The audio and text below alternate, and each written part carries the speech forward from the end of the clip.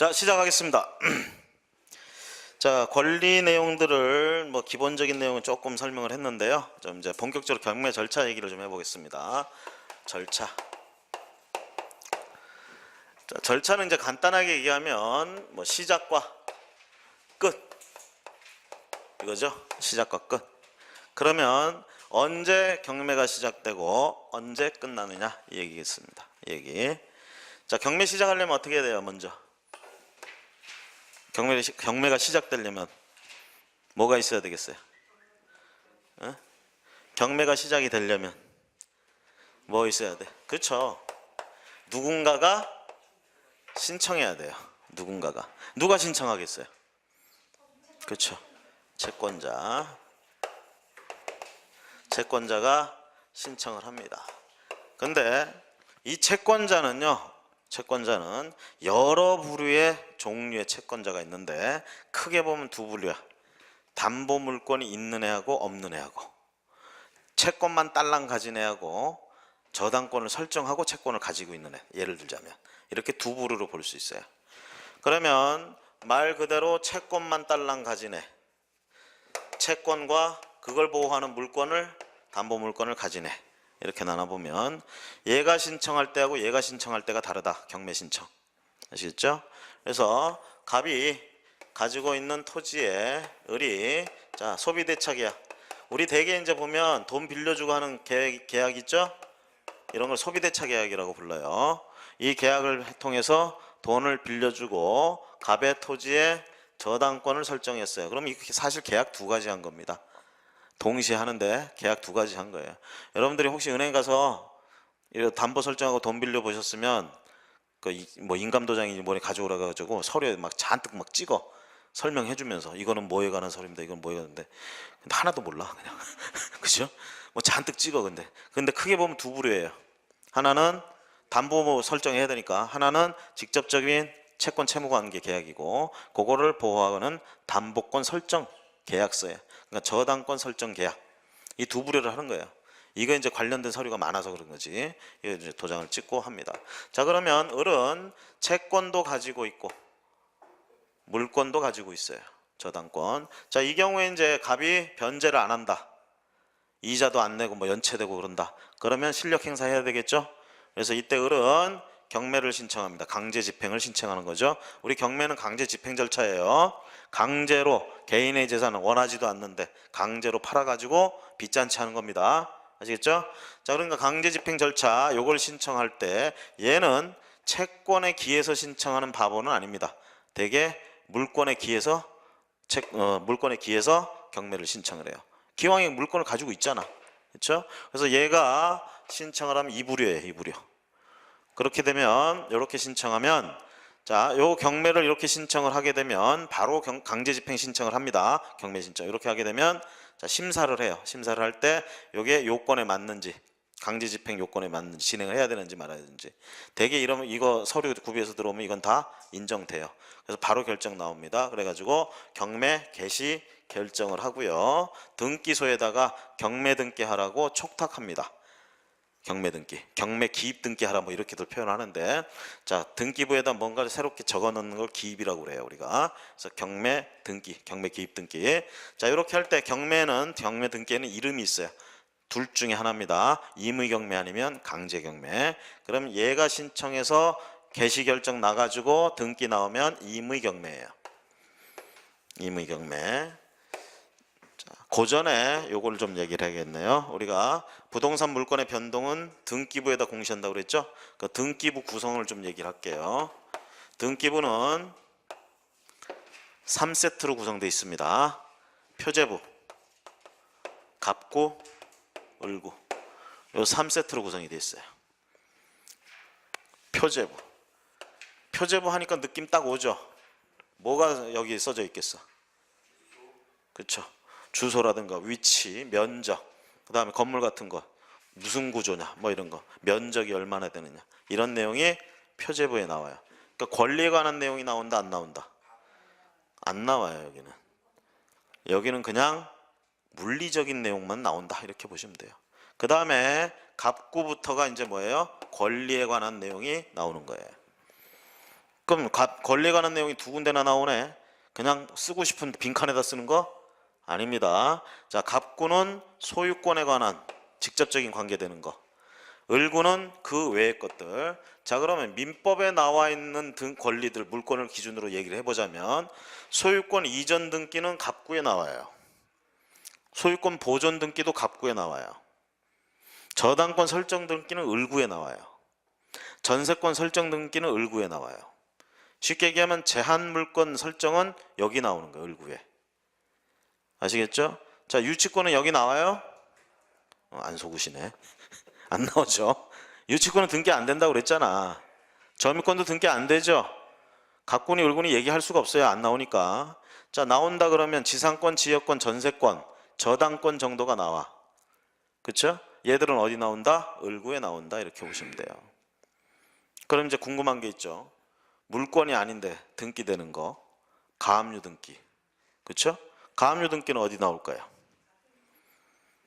여기서 이제 우리가 흔히 갑구에 나오는 것만 많이 보는데 그건 왜 그러냐면 소유권을 가압류했기 때문에 주로 갑구에 나오는 거예요. 다른 권리를 가압류할 수도 있어요. 그렇죠. 그렇게 되면 어디 나와야 돼? 근저당권은 을구에 나오죠. 거기다 써야지. 그렇죠? 근데 주로 우리가 그런 건 거의 안 보죠. 거의 소유권 하는 거, 가압류 등기, 갑구에 나온다. 그러니까 가처분 등기도 마찬가지예요. 소유권을 주로 처분금지, 가처분 이런 걸 하기 때문에 갑구에 나와. 근데 다른 권리를 갖다가 이전하는 거, 금지하는 거 이런 거 할 수도 있잖아. 가처분으로. 그러면 그렇게 되면 걔는 또 을구에 나와야 되겠지. 흔히 보는 게 갑구에 나오는 거야. 가처분, 가압류. 그렇죠? 그 다음에 우리가 소유권 이전 등기 청구권 보전 가등기라는 게 있어요. 요거 설명하고 간다는 걸 깜빡했구나. 그렇죠? 소유권 이전 청구권 보전 가등기. 자, 아까 생각해 보세요. 계약금 주고 중도금 주고 잔금 줬어. 근데 이런 사람들 있죠. 지금 자기 앞으로 이전 등기하면 집이 두 채 세 채가 돼. 자, 그럼 뭐에 걸리는 거야 지금? 중과세에 걸리죠. 그렇죠? 그러니까 이제 무슨 생각을 하는 거야? 요거 등기 안 하고 그냥 어떻게 좀 하고 싶은 거지. 아니면 기존에 있던 걸 팔고 나서 등기를 하고 싶던가. 그러니까 어쨌든 돈은 다 줘서 내 걸 가지고 싶은데 이전 등기는 좀 다음에 하고 싶단 말이야. 그런데 이제 배운 게 탈이라고. 다 들어보니까 이거 돈 줬다가 이거 이렇게 팔아치우고 이러면 큰일 날 것 같아. 그래서 뭔가 장치가 없을까 해서 보니까 부동산 등기부에 보니까 가등기가 있다라는 얘기지. 소유권 이전 청구권을, 자, 얘가 가진 건 뭐예요? 소유권 이전 청구권이죠. 채권적 청구권이에요, 물권적 청구권이에요? 지금 이거 채권적 청구권이 물권적 청구권이에요. 돈 다 주고 매매 계약 해가지고 가지게 된 권리 아직 소유권 취득 못했죠. 이 상태에서 채권적 청구권 가졌대. 이건 채권이지. 채권적 청구권. 물권적 청구권은 뭐라고 그랬어요? 물권이 일단 있었어야 돼. 기반 있어야 돼. 물권이. 그 상태에서 뭔가를 당해야 나오는 거예요. 채권적 청구권은 물권이 없는 상태에서 뭘 요구할 수 있는 권리란 말이에요. 그럼 매매 계약 했으면 일단 채권적 청구권 가지고 있는 거야. 그래서 당한다고 그랬잖아요. 결론적으로 다른 데 이중 매매 해버리고 이게 무효가 안 되면 당하고 그러잖아. 그게 걱정되는 거지. 이전 등기는 지금 하기 싫고 그럴 때 이제 써먹는 게 가등기예요. 그 가등기는 정확한 이름은 소유권 이전 청구권 보전 가등기입니다. 등기부에는 뭐로 나오느냐? 소유권 이전 청구권 보전 가등기. 소유권 이전 보전 가등기 이렇게 나와요. 이름이. 청구권 보전 가등기. 가등기는 그래서 뭐라고 그러냐면 채권적 청구권 같은 이런 미래에 얻게 되는 뭔가 요구해서 얻게 되는 이런 권리들을 보전하기 위해서 할 수 있다 이렇게 얘기하는 겁니다. 가등기. 가짜가 임시로 한다는 뜻이에요. 임시로. 가등기. 자, 이 소유권 이전 청구권 보전 가등기는 어디 나와야 돼? 이 가등기를 등기해놓고 가등기를 행사한다 그러면 그걸 우리가 뭐라 하냐? 본등기한다 이렇게 얘기합니다. 소유권 이전 청구권 보전 가등기를 해놨다가 본등기를 한다 그러면 무슨 등기하는 거야? 이전 등기하는 거죠. 소유권 이전 등기. 그럼 소유권 이전 등기를 결과적으로 하게 되는 곳은 어디예요? 갑구잖아. 그러니까 그 가등기는 어디 나오는 게 좋아?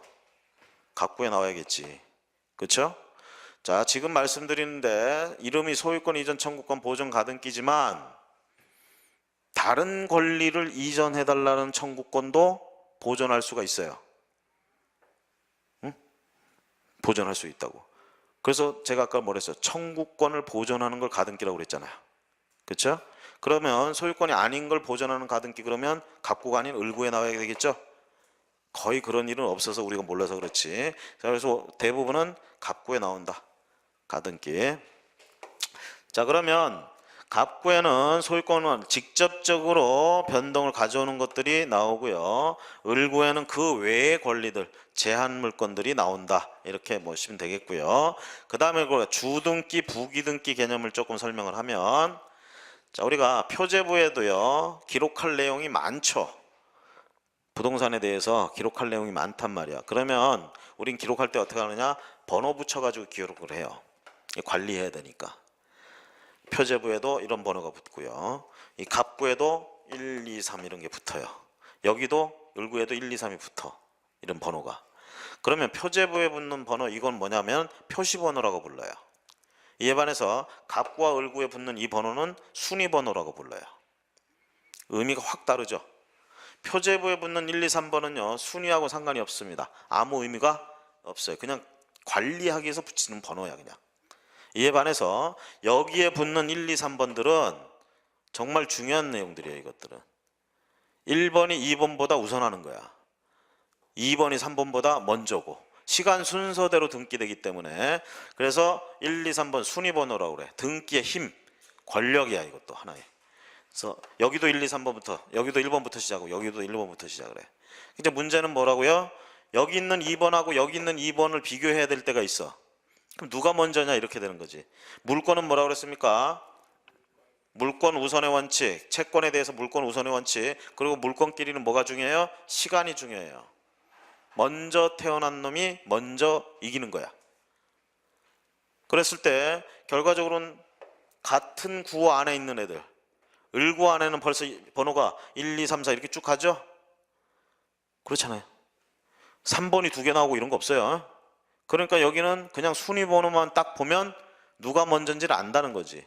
갑구 안에서도 그래요. 을구 안에서도 그래요. 그런데 다른 구에 있는 걸 서로 비교할 땐 그게 아니란 얘기죠.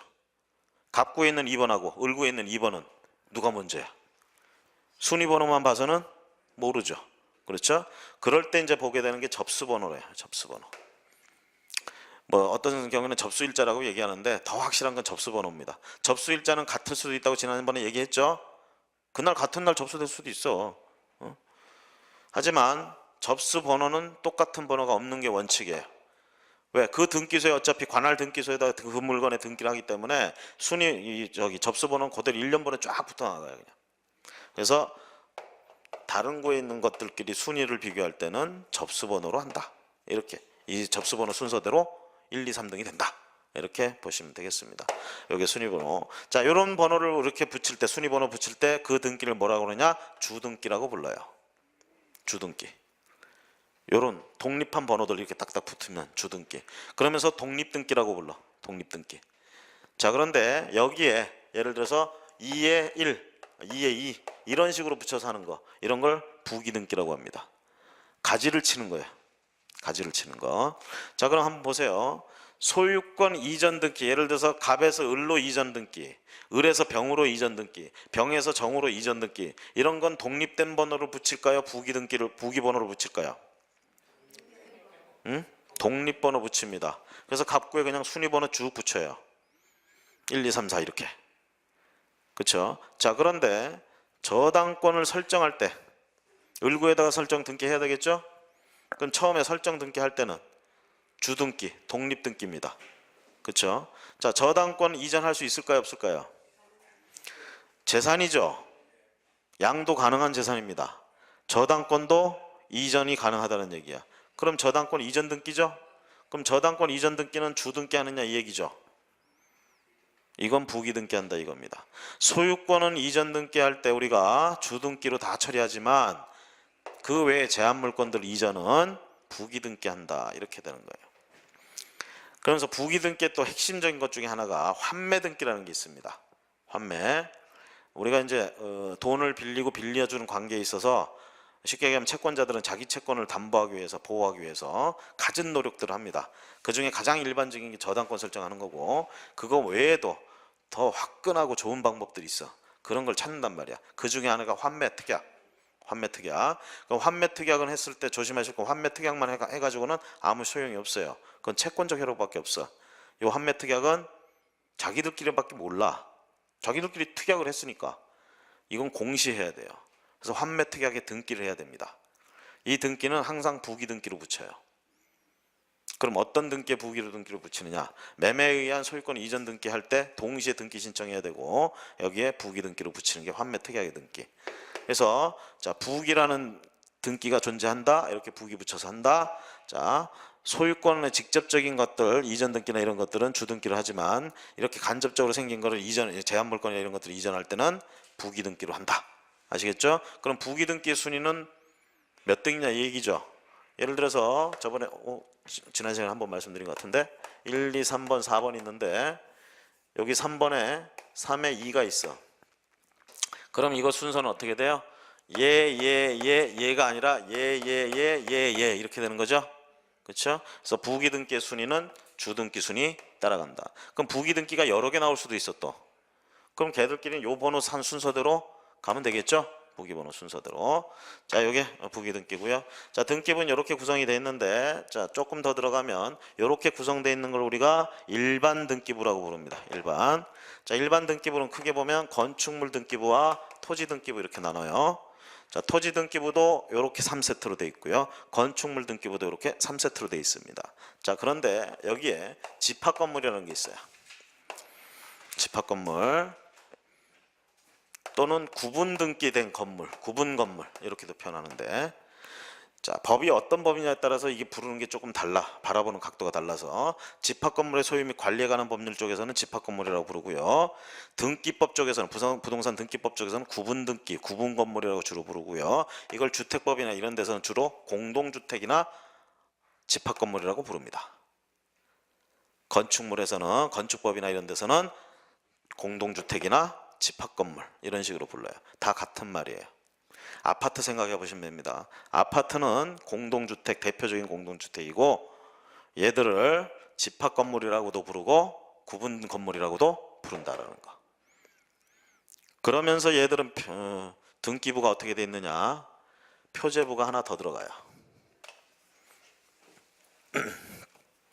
그래서 이런 경우에는 표제부가 2개 나오고 갑구, 을구 이렇게 나옵니다. 표제부가 2개 나와. 자, 그렇게 나오는 건 아파트를 기준으로 한번 설명을 해보면요. 자, 아파트가 지금 이런 게 한 세네 동 있다고 합시다. 세네 동. 여기에 자, 우리 아파트는 또 5층부터 아파트예요. 여기 있어요. 자, 그러면 이런 게 세네 동 있어요. 그게 이제 하나의 대지야. 그러면 그 하나의 대지가 어디에 있는지 위치, 그 하나의 대지, 즉 3개 동이 들어가 있는 그 대지 전체 면적이 얼마나 되는지 이런 얘기 등기해 줘야 되겠죠. 어디다가? 표제부에. 어떤 표제부에? 첫 번째 표제부에. 여기 들어가요. 이 동 전체가 한 동, 두 동, 세 동 있다고 그랬죠? 요게 들어앉아 있는 대지가 어딘지, 면적이 얼마나 되는지 이런 걸 뭐라고 하느냐? 대지권의 목적인 토지라고 불러요. 이런 토지를 대지권의 목적인 토지. 그래서 대지권이라는 개념이 이제 나오는데요. 대지권은 소유권이 아닙니다. 전세권도 아니고요. 대지권은 사용권의 일종인데요. 저 대지권 개념 이해하는 게 좀 많이 힘들어 보면. 대지권이요. 여러분들 이제 아파트 이렇게 사면 전용 면적, 전유 부분 이런 말들 들어보셨죠? 공용 부분 이런 말들 들어보셨을 거야. 전유 부분, 공용 부분, 전용 부분, 공용 부분, 전용 면적, 전유 부분 어디서부터냐? 대개 현관문 열고 들어가면 거기서부터가 내 거예요. 전유 부분, 전용 부분 나만 쓰는 거야. 그럼 공용 부분은 어디겠어요? 계단이나 복도, 그렇죠? 계단이나 복도. 자, 이런 걸 우리가 공용 부분이라고 하는데, 자, 이 공용 부분은 다시 2가지로 또 나뉩니다. 규약상 공용 부분과 구조상 공용 부분. 그냥 들으세요. 편하게 쓰지 마세요. 자, 구조상 공용 부분은 지금 여러분들이 말씀하신 것처럼 계단이나 복도 같은 거야. 이건 어쩔 수 없어. 아파트 구조상 계단이 안 들어갈 수가 없죠. 복도가 안 들어갈 수 없잖아. 우리가 날아다니지는 않잖아요. 그렇죠? 자, 그래서 구조상 공용 부분이라고 부릅니다. 그런데 어떤 아파트 단지 딱 봤더니 실수해가지고 노인정을 안 만들어놨어. 그래서 이제 생각합니다. 입주민들이 모여가지고 야, 우리 저기 101동 101호 저거 털어가지고 노인정 하자. 이렇게 전체가 합의를 했어요. 그래서 101호를 갖다가 자기들이 십시일반 돈 걷어가지고 사. 그래가지고 노인정을 한단 말이야. 그러면 아파트 전체에 있는 노인들을 위해서 노인정을 했죠. 이것도 공용 부분이잖아. 이런 거는 입주자들끼리 규약을 했다 그래서 규약상 공용 부분 이렇게 해요. 그럼 이제 문제는 뭐냐면 공시입니다. 공시. 이걸 공시할 수 있느냐 이 얘기죠. 자, 공용이라는 걸 공시할 수 있느냐. 자, 건물을 복도나 계단은 공시할 수 있어요? 쉽게 하면 등기할 수 있냐고. 등기 능력 없다 이렇게 합니다. 등기할 수 없다는 얘기는 등기 능력이 없다 이 얘기예요. 그래서 구조상 공용 부분은 등기 능력이 없습니다. 이에 반해서 규약상 공용은 등기할 수 있다 이렇게 되는 거예요. 이런 경우에 101호를 공용 취지에 등기한다 이렇게 합니다. 그렇게 하면 이 아파트 전체 공용 부분이다 이렇게 되는 거예요. 공시가 되는 거예요. 자, 이런 것들이 있고요. 그런 건물들이 앉아있는 대지가 있단 말이야. 이 대지. 결국은 이 건물은 여기 서 있기 위해서는 이 토지에 서 있을 수 있는 권리가 있어야 돼요. 권리. 그 토지를 사용할 수 있는 권리가 있어야 된다고. 이걸 우리가 대지권이라고 부르는 거예요. 대지권. 이 대지권도 기본적인 물리적으로 구조상 얘기하는 대지권이 있고 규약상 얘기하는 대지권이 있어요. 자, 물리적 구조상 법적으로 대지권이 지정될 수밖에 없는 지역, 면적. 예를 들면 요 한 동이 쓰기 위해서 최소한의 토지 면적이 필요하단 말이야. 그게 어쩔 수 없이 설정되는 대지권이에요. 구조상. 그런데 그런 대지권 말고, 그런 토지 말고 얘들이 지금 주차장이 많이 모자란 것 같아. 그래서 옆에 땅을 사들입니다. 사들여 가지고 여기다가 주차장을 설치해요. 자기들이 쓰려고. 그렇죠? 그러면 이 건물을 이용하는데 이게 필요하단 말이야. 그럼 여기에다가 대지권을 설정했다 이렇게 얘기할 수 있는 거예요, 얘들이. 이걸 돈 주고 사가지고 이용하는 거예요, 지금. 이 건물을 이용하는 사람들이 이용하기 위해서. 이 건물을 그러면 이용하는 거예요, 이거. 그럼 이런 것들을 규약상 대지권이라고 부를 수도 있어요, 이거는. 그럼 이것도 포함이 되는 거예요, 대지권에. 자, 어쨌거나 대지권이 이렇게 인정이 됐다. 그러면 이 대지권이 소유권이냐? 아니라는 얘기예요. 일단 대지권이라고 불러. 사용할 수 있는 권한. 다만 이게 소유권일 수도 있고 지상권일 수도 있고 전세권일 수도 있고 이렇다는 얘기지. 방금 돈 주고 샀다고 그랬죠? 여기 사람들이 돈 걷어가지고 돈 주고 샀어. 샀으면 소유권을 이전 받았겠지. 그렇죠? 그래가지고 어떻게 하는 거야? 건물이 이용할 수 있게끔 대지권을 준 거죠. 그럼 이 대지권은 소유권이야, 종류가. 아파트를 짓는데 땅을 사서 지었어. 그 땅에 그러면 설정된 건 대지권인데 그 대지권은 소유권이지. 땅을 사서 했으니까. 만약에 땅에다 지상권을 설정했어요. 지상권을 얻었어. 30년간 이용할 수 있는 지상권을 얻었어. 그래가지고 건물을 지었어요. 그럼 건물은 소유권을 취득합니다. 근데 그 건물은 토지를 이용해야 되잖아. 그 토지를 이용할 수 있는 대지권은 소유권이 아니지. 뭘 얻었다고 그랬어요? 지상권을 가져. 그럼 지분은 뭐냐 이 얘기예요. 지분. 이때 지분은 지상권을 논아 가지고 있는 겁니다. 아시겠죠? 소유권을 대지권으로 취득을 했으면 소유권을 지분으로 논아 가지고 있는 거고, 지상권으로 취득을 했으면 지상권을 취득을 했으면 지상권을 지분으로 가지고 있는 거예요. 그래서 요 대지권 개념이 자, 표제부 첫 번째 표제부에서는 대지권의 목적인 토지, 즉 대지권이 설정돼야 될 토지가 어디 있느냐, 그 면적이 얼마나 되느냐, 이게 여기 나와요. 그 다음에 지금 말씀드린 것처럼 그렇다면 이 대지권의 종류가 뭐냐, 그리고 그 대지권 비율은 몇 제곱미터냐, 이거는 요 두 번째 표제부에 나와요. 두 번째 표제부는 뭘 얘기하느냐? 요거 한 칸, 여기 301호, 요거를 우리가 전유 부분이라고 얘기할 수 있고요. 요거에 대한 등기가 두 번째 표제부에 나오는데, 요거의 면적이라든가 전유 부분의 면적, 이런 것들이 여기 나오는데, 더불어 나오는 게 대지권의 내용 중에 대지권의 종류와 비율까지가 여기 나온다는 얘기예요. 그래서 여러분들이 어떤 아파트가 대지권이 있는데 그 대지권이 소유권인지 지상권인지 보고 싶으면 두 번째 표제부를 뒤져봐야 되는 거고, 그 대지권 지분이 얼마나 되는지 보려면 역시 두 번째 표제부를 보셔야 되는 거예요. 그래서 집합건물, 즉 구분 건물의 표제부는 이렇게 두 개다. 두 개. 그 외에 갑구나 을구에 나오는 내용은 저기 나오는 내용들과 같은 내용이다. 이렇게 보시면 되겠고요. 자, 어쨌거나 이렇게 되면 경매 등기는 어디에 나올까요? 갑구에 나올까요? 을구에 나올까요? 경매를 통해서 달라지는, 취득하는 게 뭐죠? 소유권을 취득하죠. 우린 대부분 그렇게 알고 있잖아요. 응? 대부분 그렇고 소유권. 자, 그래서 소유권을 경매에 붙였기 때문에 경매를 통해서 소유권자가 달라집니다. 소유권이 이전이 된다는 얘기죠. 그러니까 어디에다 경매 등기를 해줘야 되겠어? 갑구에 해줍니다. 자, 갑구에다가 이 저당권 설정했을 경우에 임의 경매 등기가 갑구에 나와요. 갑구에. 강제 경매도 역시 갑구에 나오는데, 갑구에 경매 등기. 그런데 흔한 일은 아니지만 을구에 임의 경매 등기가 나오는 경우가 있어요. 임의 경매 등기가. 을구에 소유권 나와요, 안 나와요? 안 나오죠. 그러면 을구에 임의 경매 등기가 나왔다는 얘기는 이 경매를 통해서 소유권자가 달라진다고 얘기할 수는 없어요. 결론부터 얘기하자면 이 경우는 어떤 경우냐면, 예를 들면 전세권 등기를 했어요. 을구에 나오죠. 물권인 전세권. 자, 근데 돈이 없어. 그래서 돈 빌리러 갔더니 담보물 가져오래. 내가 가진 건 딸랑 전세권이야.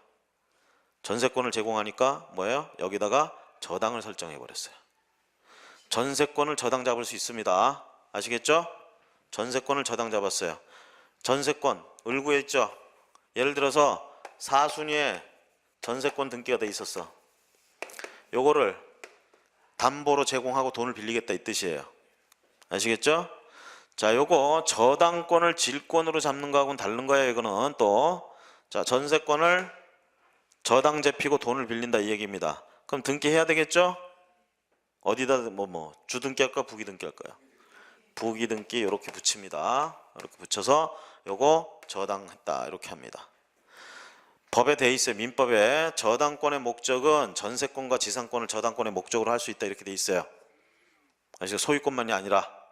그래서 이렇게 하고 할 수 있습니다. 자, 그런데 만약에 채무자가 변제를 안 해. 그럼 저당권 실행해야 되겠죠? 강제 집행해야 될 거 아니야. 근데 잡아놓은 게 뭐였어요? 전세권이죠? 그러니까 결론적으로 경매 시장에 나온 건 전세권이 나오는 거예요. 그럼 이제 야, 그거 낙찰받아서 뭐에 쓰지? 그거 뭐에 써? 전세권. 자, 전세권이 만약에 전세 기간이 남아있는 거다 이렇게 되면 전세권을 낙찰받으면 전세 기간 동안 전세를 살 수 있고요. 그 다음에 계약 기간이 끝났으면 전세 보증금을 반환 청구할 수 있는 권리다 이렇게 되는 겁니다. 그러면 당연히 전세 보증금보다 높은 금액으로 낙찰받으면 바보죠. 그렇죠? 그렇죠. 자, 이거는 어디에 나온다? 이 전세권 경매 들어간다는 건 을구에 나온다. 거의 보기 힘든 경우에 그냥 이론상 그냥 설명드린 겁니다. 자, 이렇게 보시면 되겠고요. 그래서 을구에 나오는 거, 갑구에 나오는 거. 자, 어쨌든 채권자가 신청을 합니다. 채권자는 두 부류라고요. 그냥 채권만 있는 애, 채권 플러스 담보하는 물권 가진 애. 그러면 자, 경매를 신청, 강제 집행을 신청할 때 이런 애들은 대개 이거에 기해서 신청을 합니다. 자, 이런 경매를 등기부에서는 임의 경매로 등기가 이름이 임의 경매로 돼. 근데 이걸 부를 때 강제집행에서는 강제집행법, 즉 민사집행법에서는 이걸 뭐라고 부르냐? 저당권 실행을 위한 경매 또는 담보물권 실행을 위한 경매 이렇게 불러요. 이거를. 자, 그러면서 이거는요 별다른 절차 없습니다. 변제 안 하면 그냥 등기부 띄워가지고 그 다음에 채권 계약서 이런 거 들고 바로 신청하면 바로 개시결정 나오고 이런 등기 촉탁한다. 근데 이 문제는 요겁니다. 채권만 딸랑 있는 사람들, 차용증 딸랑 한 장 써주고 있고 이런 사람들이 여기 문제야. 쉽게 가면 요게 없는 사람들, 보호해주는 물건이 없는 애들, 이런 애들 딴에는 뭐 여러 부류가 있습니다. 공증을 받은 사람도 있고 뭐 이렇게 있는데 어쨌거나 얘들은 뭐예요?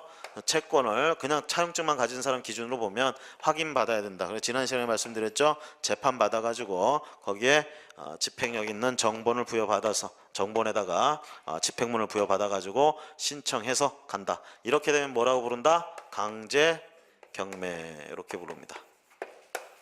등기부에 강제 경매라는 이름으로 나오고요. 자, 이것도 마찬가지 소유권 가지고 하니까 어떻게? 갑구에 나와야 되겠죠? 갑구에 이렇게 등기가 나온다. 자, 이렇게 해서 이제 신청돼 가지고 경매 등기까지 나왔어요. 등기. 자, 그러면 경매가 그 다음에 이제 진행이 돼야 되겠죠? 그렇죠? 자, 등기까지 나왔습니다. 등기까지. 예? 예. 대위 등기요? 어떤 대위 등기?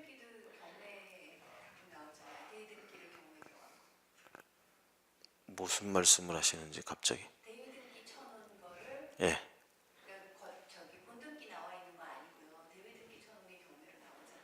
가등기 해놓은 거야?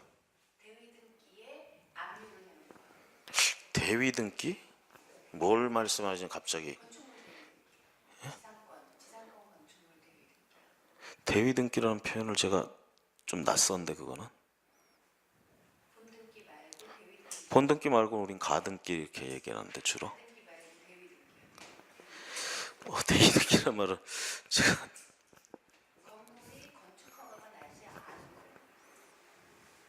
건축허가가 안 나는데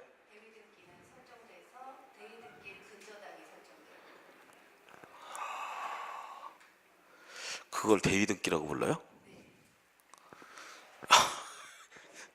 저는 처음 들어보는 얘기인데 그 부분은 대위 등기. 그거 말고 그렇게 하는 것들은 있어요. 근데 그걸 대위 등기라고 부른다는 얘기는 좀 처음인 것 같은데 제가. 실제 뭐 그렇게 부를 수도 있겠죠. 뭐 제가 다 아는 건 아니니까. 근데 그 예는 제가 그러면 좀 들지를 못하겠습니다. 지금 그 부분은 좀 저기 하니까. 하고 좀 진행할게요. 자, 어쨌든 강제 경매, 임의 경매 등기 나오죠. 등기 나오고 자 이제부터 뭐 해야 돼요? 경매를 실제로 하려면 준비해야 되겠죠. 준비. 자, 물건 파는 겁니다. 쉽게 얘기하면 법원에서 타인 개인의 물건을 지금 팔아준다 이 얘기예요. 그럼 물건을 팔려면 제일 중요한 건 뭐예요? 얼마짜리인지를 알아야죠. 그렇죠? 파는 사람이 얼마짜리인지 모르면 안 되잖아. 그래서 준비 단계 이렇게 얘기를 합니다. 준비 단계에서 자 매각 공고도 하고요. 매각 공고, 그 다음에 감정 평가도 하고요. 그 다음에 이해관계인들한테 송달도 하고요. 이런 게 준비 단계에 들어가는 거예요. 준비 단계. 이렇게 하면서 뭐 해요? 일정도 잡아요. 스케줄. 일정.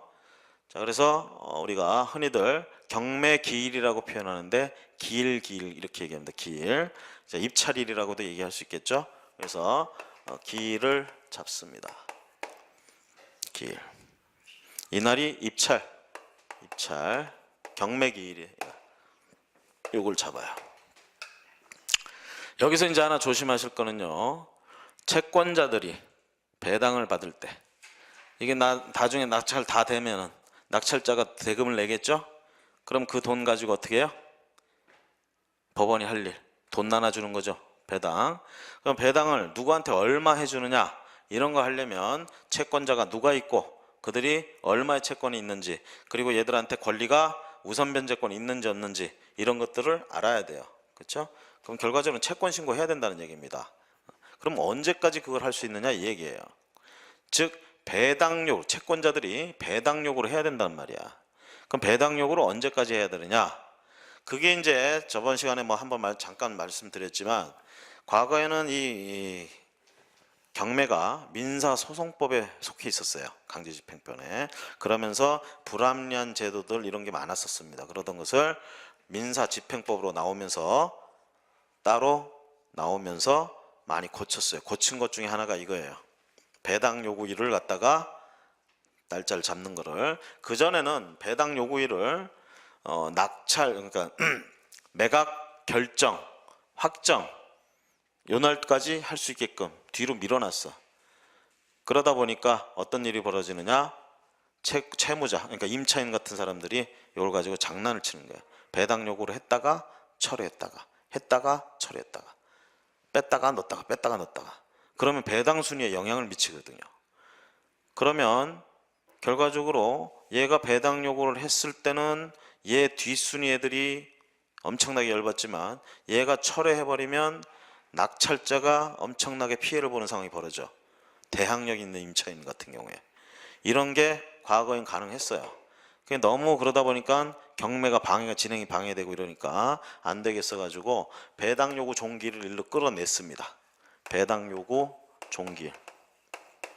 그래서 첫 매각일, 첫 매각기일, 첫 매각기일 요 전에 배당 요구 종기일을 잡아가지고 다 알려주는 거예요. 여기 송달해 준다고 그랬죠? 다 알려줍니다. 그러면 만약에 배당을 받으려면 언제까지 배당 요구해야 되느냐? 요 종기일까지. 배당 요구 종기일까지. 자, 여기서 이제 배당 받는 채권자들도 두 부류입니다. 두 부류. 자, 아까 신청하는 채권자들도 두 부류였듯이 배당 받는 애들도 두 부류야. 어떤 애들이 있느냐? 담보 물건이 있는 채권자가 있고 그냥 채권을 가진 애들이 있어요. 그러면 이 경우에 대개 담보 물건이 있는 애들은 혹시 배당 요구를 안 해도 배당 받을 수 있습니다. 이때까지 배당 요구를 안 해도 배당을 받을 수가 있어요. 저당권자나 이런 애들은 등기부에 채권액이 다 나와 있어요. 그렇죠? 얘들이 혹시라도 배당 요구를 안 했다 하더라도 얘들은 배당을 해줍니다. 하지만 등기부에 나오지 않는 권리자들은 도대체 그 금액이 얼마인지 이런 걸 알 수가 없기 때문에 배당 요구 안 하면 안 해줘요. 가장 대표적인 채권자가 누구냐면 임차권자들입니다. 주택임차인들, 상가건물 임차인들, 주택임대차보호법이나 상가건물 임대차보호법에 의해서 보호받는데 조심하실 건 거기서 보호해준다고 해서 얻었던 권리들, 자 우선 변제권도 있고 뭐 한 이런 권리들 행사하려면 반드시 배당 요구를 해야 돼요. 즉 보증금을 배당 받으려면 반드시 배당 요구해야 됩니다. 권리가 있다고 그냥 가만히 앉아 있으면 배당해 주는 게 아니란 얘기예요. 자, 혹시라도 최우선 변제를 받을 권리가 있다? 배당 요구해야 돼요. 안 하고 있어도 그냥 알아서 해주는 게 아니란 말이야. 우선 변제 받을 권리가 있다? 배당 요구 안 하면 배당 안 해줍니다. 얘들 언제까지 해야 돼? 배당 요구 종기일까지. 근데 간혹가다 그런 분들이 있어요. 어쩌다 깜빡 잊고 배당 요구 종기를 지나쳐. 그 부랴부랴 갑니다. 법원에 어쨌든. 가서 배당 요구 이 배당 요구서를 제출했어요. 그때 받아주는 거야. 종기를 지나도 되네? 그건 접수기에서 그냥 받아줄 뿐이에요. 거기서 바로 안 받아주면요 들어 눕거든. 그렇잖아. 보증금이 자기 전 재산이야 지금. 응? 근데 이걸 깜빡 놓쳐가지고 지금 했어. 근데 딱 갔더니 법대로 안 받아준대. 그럼 그때부터 이제 죽이려면 살리면 되는 거지 뭐. 이 정신적인 스트레스가 너무 세. 그래서 일단은 받아주는데요. 이거 접수된 거 아닙니다. 요구 종기일 전까지 해야 돼요. 아시겠죠? 특히 이제 많이들 저기 하는 게 뭐냐면 주택임대차보호법으로 보호받는데 이거 자기가 지금 자기는 좀 보호받고 있대. 그럼 배당 요구를 안 한대. 보호를 받으니까. 보호를 받으려면 배당 요구를 해야 돼요.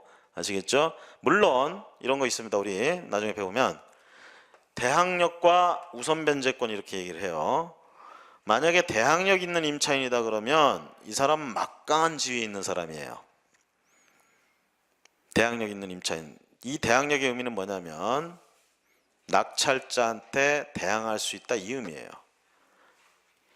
내가 살고 싶은 때까지 계약 기간까지 살 수 있는 권리가 있는 것이고, 그리고 그 계약 기간이 끝나서 나갈 때는 보증금을 누구한테든 간에 받아낼 수 있는 힘이다. 이게 대항력이에요. 이런 대항력을 갖춘 임차인은 굳이 배당 요구 안 해도 됩니다. 물론 배당을 못 받아요. 요구 안 했으니까. 하지만 어차피 보증금은 누구한테나 받을 수 있는 힘이 있기 때문에 예? 이렇게 하는 애들도 있어요.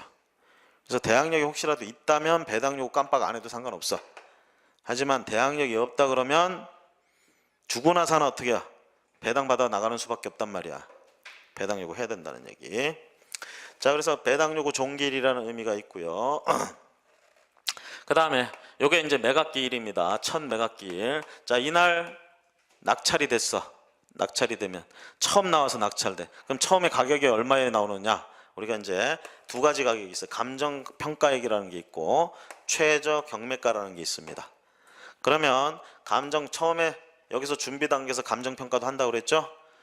저 감정평가한 거 가지고도 이제 왈가왈부하는 경우들이 있어요. 채무자나 이해관계인들이 뭐 너무 적게 나왔다, 뭐 다시 해달라, 뭐 이런 이의신청 들어갈 수도 있고요. 어쨌든 이제 그렇게 해가지고 예를 들어서 감정평가액이 3억이 나왔어. 3억. 그럼 첫 매각기일 날 최저 경매가도 3억이에요. 일반적으로 요 감정평가액을 따라갑니다. 3억. 자, 이렇게 첫 매각기일이고요. 자, 이때 아무도 응찰을 안 해. 아무도. 자, 예를 들어서 이게 서울중앙지방법원의 경매 1개 1팀 얘들이 지금 하는 물건이야. 아무도 응찰을 안 해. 그러면 이 경우에 대개 얘들이 이거 계속 관리합니다. 약 한 달 정도 뒤에 이거 다시 나와요. 다시 나올 때, 자, 그때 다시 나올 때 재경매라고 부를까요? 다시 나오니까 재매각, 재경매. 이때도 신경매, 신매각 이렇게 얘기합니다. 여기서 처음 나오죠? 신매각, 신경매예요. 근데 유찰돼서 다시 나올 때도 신매각, 신경매 불러요. 재매각, 재경매는 이때 쓰는 말이 아닙니다. 재매각, 재경매는요, 어찌됐든 간에 낙찰이 한번 됐어. 됐다가 대부분 낙찰자들이 포기합니다. 포기했다고 내버려 둘 수가 없잖아요. 어떻게든 팔아야 될 거 아니야, 법원 입장에서는. 그래서 다시 들어가는 거를 재경매, 재매각이라고 해요. 흔히들 이제 뭐 많은 얘기들 중에 하나가, 흔한 이유 중에 하나가, 그렇게 포기하는 이유 중에 하나가 권리분석 실패해서 그러는 경우도 있어요. 임차인이 대항력이 없는 걸로 잘못 봤어. 근데 대항력이 있어. 근데 얘가 배당 요구를 안 했네. 그 보증금 고스란히 떠안게 되는 거야, 낙찰자가. 그걸 원벙덤벙 하다가 이제 그걸 깜빡하고 지금 딱 하니 그냥 가격 딱 써가지고 1등 됐다고 좋아했는데 봤더니 그렇게 됐어요. 그럼 더 이상 돈을 안 집어넣는 게 더 이상 손해를 막는 거겠죠? 그렇게 포기하는 경우도 나온단 말이에요. 그러면 일정 기간 지나면 다시 이 물건이 나와야 돼요. 어쨌든 팔아야 되니까. 이럴 때 재매각, 재경매라고 불러요. 재자가 그때 붙는 거예요. 그냥 유찰, 통상적으로 유찰돼서 나올 때는 항상 늘 새로운 마음으로 늘 새로운 마음으로 하는 것과 마찬가지예요. 그래서 신경매, 신매각 이렇게 불러요.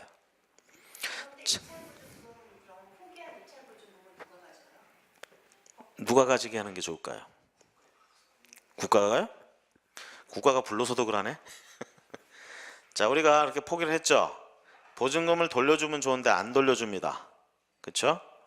이것 때문에 분쟁이 붙기도 했어요. 판례도 나오고 하는데 왜 안 돌려주느냐? 매매도 뭐가 잘못돼서 하면 돌려주는 경우도 있고 하는데, 그랬더니 판례가 얘기합니다. 매매의 경우 계약 해지할 때 어떻게 하냐? 계약금 떼고 하잖냐? 그거 똑같다. 안 준다. 이렇게 나왔어요. 안 준다. 과거에 보면 이걸 가지고 가서 엄청나게 매달리고 읍수하고 뭐 해가지고 돌려받은 사람도 있어요. 간혹 가다가. 하지만 특수한 예입니다. 안 돌려줘요. 안 돌려줘. 그럼 그 돈은 어떻게 하느냐 이 얘기죠. 그 돈은 모아뒀다가 법원 직원들 회식합니다. 농담이고요. 그 모아뒀다가 어쨌든 간에 그 나중에 낙찰될 거 아닙니까? 그 물건. 그 돈에다가 포함시켜요. 이걸 배당재단이라고 부르는데 거기다 포함시켜서 배당해 줍니다. 그렇게 간다는 얘기. 그래서 낙찰자들이 포기하면 포기할수록 흐뭇해지는 사람들이 있어요. 배당 받으려고 줄 서 있는 사람들. 아시겠죠? 이렇게 보시면 돼요. 자, 여기. 자, 예를 들어서 이거 첫 매각기일 날 감정평가액이 3억 나왔던 거, 최저 경매가 3억. 이때 이 물건을 낙찰받으려는 사람은 최소한 3억 이상 써야 되고요. 여러 사람이다 그러면 그 중에 1등을 해야 되는 거예요. 그러면 여기서 입찰 보증금은 얼마냐 이 얘기죠. 입찰보증금. 과거 좀 소개를 하면요. 과거에는 자기가 써내는 가격이 10%였어요. 일반적인 경우에. 특별 매각 조건이 붙으면 20%야. 어떤 경우에 그런 게 붙느냐? 방금 얘기한 것처럼 낙찰자가 포기해서 재매각 나올 때가 대부분 그런 경우입니다. 그럴 때는 입찰보증금 20%라고 딱 알려줘요. 그거 딱 보는 순간 딱 생각하면 돼. 아, 이거 사고 터진 물건이구나. 아시겠죠? 자, 그래서 그런 건 그렇다 치고 특별한 경우고, 일반적인 경우에는 입찰보증금이 10%인데 과거에는 자기가 써낸 가격이 10%였어요. 예를 들어서 나는 이게 한 3억 2천만 원 정도 써야 될 것 같아. 3억 2천만 원 입찰표에다 썼으면 입찰보증금이 10% 3,200만 원이야. 이게 과거였어요. 그러니까 초기 투자금이 어떻게 보면 조금 더 들어가는 거죠. 자기가 쓰는 만큼 내야 되니까. 자, 그런데 현재는 바뀌어가지고 최저가의 10%예요. 그러니까 이론적으로 여기 5명이 입찰했다 그러면 5명의 입찰 보증 금액은 똑같아. 최저 경매가는 다 똑같으니까. 3억에 10%면 3천만 원이죠. 3천만 원을 자, 현금으로 해도 되고요. 수표로 해도 되고요. 그다음에 보증서를 끊어와 가지고 보증서를 제공해도 됩니다. 자, 그런데 요게 첫 매각길 날 안 됐어요. 그럼 약 한 달 뒤에 다시 나오죠. 신매각이라고 그랬습니다. 신경매. 자, 이렇게 되면 감정평가는 또 하지 않아요. 그대로 가니까 감정평가액은 여전히 3억입니다. 다만 요 조건은 이제 바뀌는 거죠. 똑같이 최저경매가 3억 나오면 또 아무도 안 오지 뭐. 그래서 보통은 20%씩 이 떨어지는 걸 저감된다 이렇게 표현해요. 20%씩. 자, 그런데 경기도 일대에 인천이나 이런 데 가시면 여기는 30%씩 막 떨어져요. 떨어져 주는 맛이 있어. 이쪽은 팍팍 떨어져 줘. 그래서 물건 회전이 좀 빨라요. 이쪽은 팍팍 떨어져 주니까. 근데 보통 다른 지역들 뭐 서울도 그렇고 20% 떨어진다 이렇게 보시면 돼. 그럼 3억에 20% 떨어지면 얼마예요? 2억 4천만 원이 이제 최저 경매가예요. 그럼 입찰 보증금 얼마예요? 누구나 2,400만 원을 만약에 응찰하려면 내야 되는 거예요. 입찰 보증금. 자, 이렇게 되고요. 또 여기서 저기 가면 또 20% 떨어지는 거예요. 또 아무도 응찰 안 하면 유찰되면 그때도 신매각이라고 부르고 신경매라고 부르고. 자, 어쨌거나 이렇게 해가지고 이제 낙찰이 됐다고 합시다. 매각이 됐다. 그럼 이제 뭐 5명이 나왔는데 예를 들어서 여기 두 번째에서 5명이 나왔는데 누구 하나가 2억 5천만 원 썼어. 2억 5천만 원. 그래가지고 1등이 됐어요. 아주 잘 썼죠. 1,000만 원밖에 차이가 안 나네. 최저가하고 2억 5천만 원. 1등 됐어요. 자, 그러면 1등 됐을 때 우리가 흔히들 낙찰자 이렇게 얘기하는데 이런 사람들을 매수 신청인이라고 불러. 이렇게 입찰 들어오는 사람들. 그랬을 때 요 첫날 요 날 갑이 이렇게 썼어. 그러면 갑을 뭐라고 부르냐? 최고가 매수 신고인 이렇게 불러요. 얘가 1등이 됐다고 이제 찍어주니까 얘가 신고하는 거야. 내가 최고가로 써낸 매수 신청인이다. 그래서 최고가 매수 신고인 이렇게 불러요. 낙찰자라고 안 불러요, 사실은. 알았죠? 자, 그런 다음에 여기서 이제 최고가 매수 신고인이 되면 이때부터 이제 뭐 하냐면 심사 들어가는 거나 마찬가지예요. 왜냐? 이날 당일날은 갑이 1등이다. 이건 돈 금액만 보고 1등이다 해준 거고 다른 조건은 서류를 들여볼 틈이 없어요, 사실. 왜? 이 물건만 취급하는 게 아니니까. 그렇죠? 일단은 돈 조건 보고 얘 1등 해줘요. 그리고 다시 일주일 동안 서류 검토를 하는 겁니다. 하면서 정말 얘한테 매각을 허가해도 되는지 검토하는 거예요. 그래서 별일이 없다 그러면 매각 허가 결정을 해요. 일주일 뒤에. 매각 허가 결정. 이 결정에 대해서 이의가 있는 자들은 항고를 할 수가 있습니다. 항고. 갑한테 매각 허가가 한 거에 대해서 이의가 있다. 이런 자들은 항고를 합니다. 이때 항고는 우리가 즉시 항고라고 불러요. 즉시 항고. 즉시 항고라고 부르면 보통 항고는 보통 항고하고 즉시 항고가 있습니다. 이 중에 즉시 항고라고 부르면 보통 항고의 경우에는 언제까지 항고할 수 있느냐 그러면 항고의 실익이 있는 한 항고할 수 있다 이렇게 얘기하는데 즉시 항고라고 불리면 일주일 안에 해야 돼요. 일주일 넘어가면 더 이상 항고할 수가 없습니다. 항고 사유가 있어도 못해요. 일주일 안에 해야 돼. 그래서 갑한테 매각하기로 허가한 이 결정에 이의가 있는 자는 항고를 하되 7일 안에 해야 됩니다. 그럼 이때부터 7일 안에 하는 거예요. 그럼 7일 안에 누군가가 항고했어. 그럴 때 이제 또 문제는 뭐냐면 이 경매 절차 진행을 방해하는 가장 쉬운 방법 중에 하나가, 또 흔한 방법 중에 하나가 여기서 이의 제기하는 거, 항고 제기하는 거야. 항고를 제기해가지고 그걸 또 다투게 되면 일단 정지되고 그걸 먼저 처리하고 가야 되거든. 그러다 보니까 장난치는 놈들이 나오죠, 저기에. 그래서 요 장난을 못 치게 진정 항고할 놈들만 항고하게 해야 되겠다. 그래서 어떻게 하느냐? 돈 내고 항고해라, 이렇게 되는 거예요. 돈 내고 항고하되, 항고가 장난이면 돈 뺏어버리는 거예요. 진정한 이게 항고할 만한 거리다 그러면 항고 진행을 해주고, 아니면 돈 뺏고 기각해버려요, 항고를. 그래서 항고 이제는 함부로 못하는 거예요. 결론적으로 할 때 잘해야 돼. 항고 보증금이라는 걸 내게 된다는 얘기입니다. 자, 그런데 이제 어쨌거나 저쨌거나 해가지고요, 뭐 항고가 뭐 사유가 없어가지고 해서 항고 각하되거나 뭐 이렇게 해가지고 일주일이 지났어. 아무 일 없이 지났죠. 그러면 요 결정한 걸 확정됐다, 이렇게 표현해. 확정. 매각 허가 결정 확정. 매각 허가가 확정됐다. 그럼 이때부터는 이제 진짜 낙찰자예요, 진짜. 요때부터 대개 3주 내지 4주 뒤에 대금 지급 기한이 잡혀요. 대금 지급 기한. 뭐 굳이 이렇게 쓰시고 할 필요는 없어요. 여러분들 그 저기 교재 맨 앞부분에 그 그림 같지 않은 그림 있죠? 저의 한계입니다. 제가 이렇게 한 건데 좀 예쁘게 해보려고 그랬는데 그렇게밖에 안 되더라고. 법원 경매 절차 이렇게 나와 있죠? 그렇죠? 요거 예쁘게 된 게 보고 싶으신 분은 법원 대법원 사이트 들어가셔가지고 법원 경매 거기 들어가 보면 경매 절차 이렇게 있어요. 클릭해 보면 아주 예쁘게 나와 있어요. 색깔별로. 그거 보시고요. 우리 교재에 있는 거. 자, 거기 보시면 이제 대금 지급 기한이라는 게 나와요. 요때까지 대금을 지급해야 됩니다. 대금을. 자, 그러면 앞에서 입찰 보증금 냈죠? 그럼 나머지 금액, 자기가 써낸 금액의 나머지 금액을 저 때까지 내야 돼.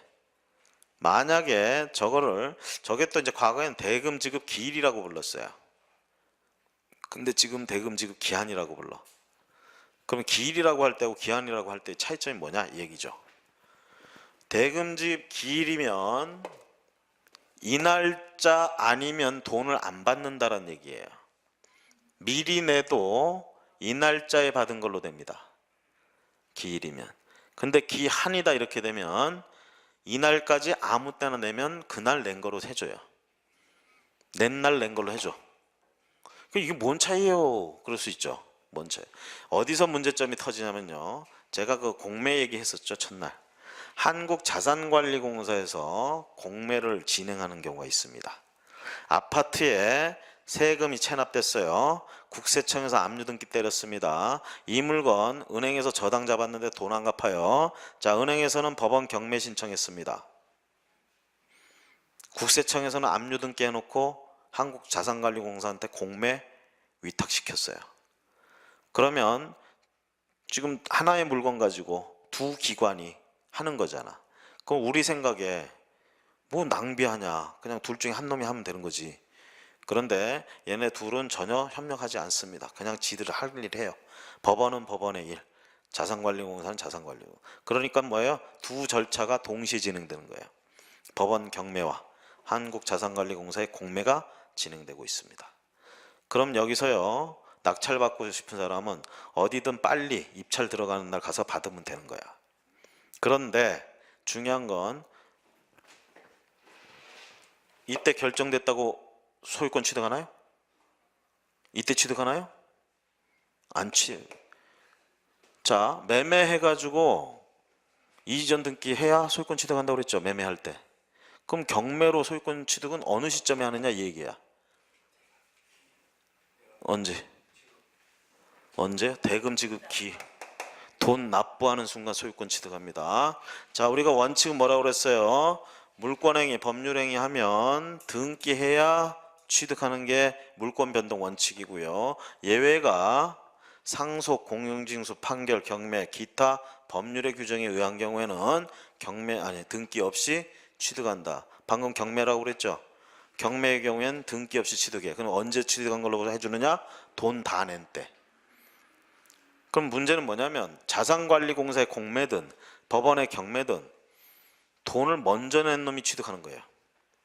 그런데 과거에는 경매 쪽에서는 이거 기일로 해놓는 바람에 돈을 미리 내도 이때 낸 걸로 인정해 주다 보니까 공매로 뺏기는 경우들이 생기더라는 얘기죠. 그래서 안 되겠다 해서 기한이라고 해준 거예요. 기한. 그러니까 미리 내면 미리 낸 대로 바로바로 소유권을 취득하게 된다.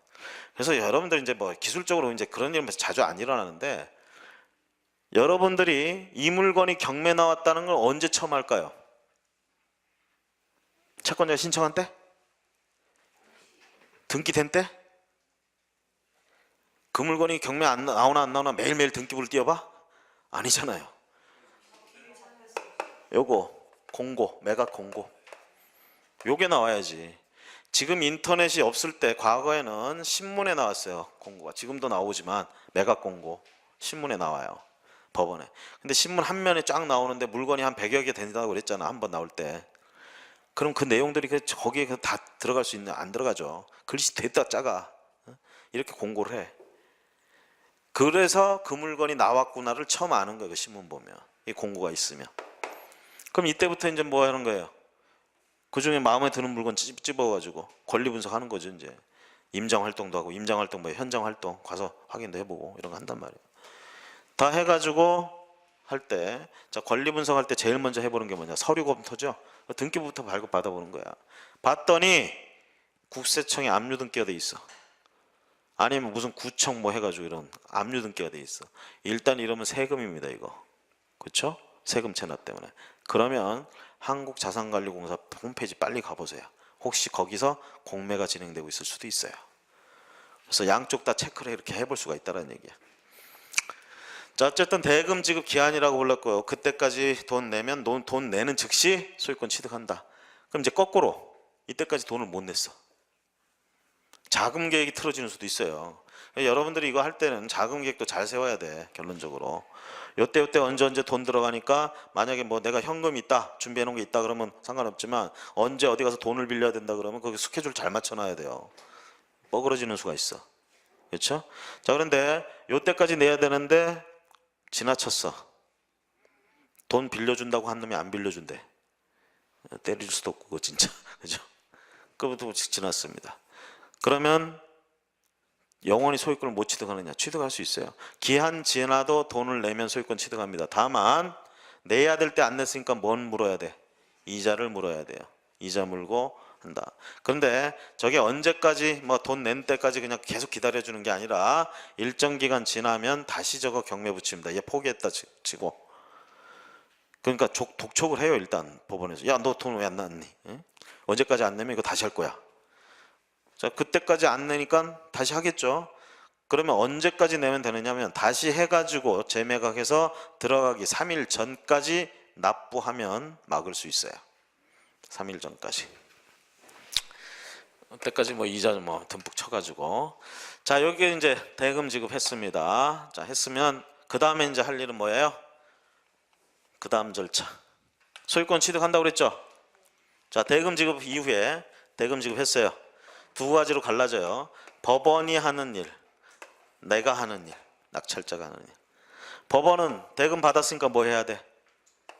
배당 실시해야 되겠죠. 그렇죠? 나는 뭐 해야 돼? 그렇죠.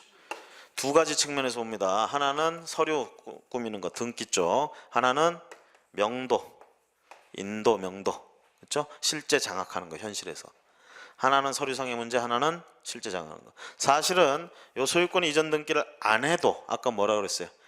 대금 다 내는 순간 소유권 취득한다고 법에서 인정해 줬죠? 그렇죠? 그래서 원래는 이 등기를 안 해도 돈만 다 내면 소유권 취득해요. 근데 보통 사람들은 어떻게 하느냐? 등기까지 다 신청해 줘. 그래서 대금 지급 완납 증명서 발급 받아 가지고 소유권 이전 등기 신청하면서, 자, 등기 권리 분석해 봤으니까 말소될 권리들도 나오고 이렇게 하겠죠. 그럼 말소 등기 신청까지 같이 해 가지고 깨끗하게 싹 정리를 하는 거고, 이거는 돈만 있으면 다 하는 거야. 돈만 냈으면 다 하는 거야. 문제는 이거예요. 이거 현실적으로 장악하는 거. 거기 누가 점유하고 있으면 내보내야 되겠죠. 이게 이제 문제라는 얘기죠. 이거. 자, 그래서요, 되게 점유할 권한이 없는 사람들, 즉 대항력이 없는 자들이 점유하고 있으면 인도 명령 신청해서 내보내면 되고요. 점유할 권한이 있는 애들하고는 명도 소송을 통해서 넘겨받을 수가 있다. 이렇게 되는 겁니다. 인도 명령, 명도 소송은 전부 법원에 뭐 재판하고 좀 관련된 얘기인데, 인도 명령이 쉽게 얘기하면 약식 절차다 이렇게 보시면 돼. 그래서 절차 진행이 빨라. 이에 반해서 명도 소송은 정식 소송이에요. 재판이야. 그래서 시간이 한참 길어질 수가 있어요. 그래서 점유, 즉 대항력이 없는 애들한테는 인도 명령을 신청을 하고, 대항력이 있는 자들은 명도 소송 제기해서 한다. 자, 잠시 쉬었다가 요 명도 얘기 조금만 더 하고 다음 넘어가도록 하겠습니다.